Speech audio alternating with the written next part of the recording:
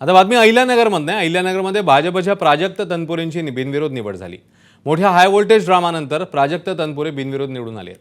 अपक्ष उमेदवार दत्तात्रय पानसरे यांनी यांचा उमेदवारी अर्ज मागे घेण्यावरून गोंधळ झालेला. प्राजक्त तनपुरे यांच्या विरोधात 4 अपक्ष उमेदवार रिंगणात होते.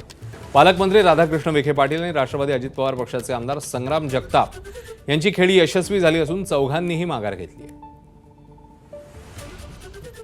त्या 4ही उमेदवारांनी अर्ज भरले होते त्यांचे मनापासून मी आभार व्यक्त करेल की चौघांनी देखील अत्यंत मोठ्या मनानं या निवडणुकीमध्ये माघार घेतली आणि या निवडणुकीत बिनविरोध माझा त्या ठिकाणी विजय झाला. चौघांचेही मी मनापासून आभार व्यक्त करतो.